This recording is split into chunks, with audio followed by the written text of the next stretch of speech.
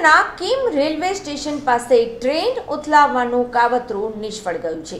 અજાણ્યા શખ્સો દ્વારા આ કાવતરું રચાયું હોવાની માહિતી સામે આવી છે।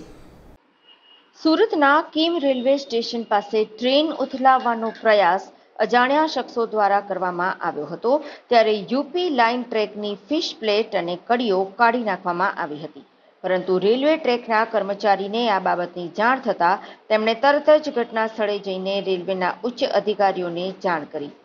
મહત્વનું એ છે કે એ સમયે કોઈ ટ્રેન આવતી કે જતી ન હોવાથી મોટી જાનહાનિ ટળી હતી, તો બીજી તરફ રેલવે પોલીસે સમગ્ર ઘટનાને લઈ તપાસ હાથ ધરી।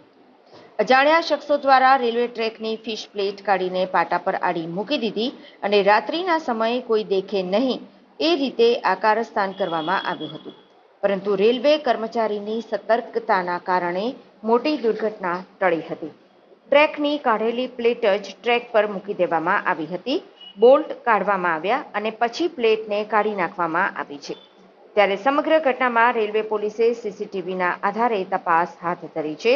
ત્યારે કયા આરોપીઓએ આવું કારસ્તાન કર્યું છે તેને લઈને તે દિશામાં તપાસ હાથ ધરાઈ છે। રેલવે સુપ્રિન્ટેન્ડન્ટ દ્વારા હાલ તો ટ્રેન વ્યવહાર રોકવામાં આવ્યો હતો અને થોડા જ કલાકોમાં તેને ફરીથી પૂર્વવત કરવામાં આવ્યો હતો। રેલવેના કર્મચારીઓ દ્વારા તાત્કાલિકમાં આ ટ્રેક ઉપર રેલ વ્યવહાર અટકાવી દેવામાં આવ્યો હતો અને સમારકામ કરવામાં આવ્યું હતું।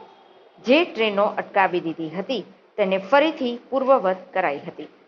જે લાઇન પર આ કારસ્તાન કરવામાં આવ્યું છે તે લાઇન યુપી લાઇન છે, એટલે કે યુપી તરફ જતી ટ્રેનો આ ટ્રેક પરથી જતી હતી। ત્યારે આગામી સમયમાં રેલવે વિભાગ કેટલા સમયમાં આરોપીઓને ઝડપી પાડશે તે જોવાનું રહ્યું।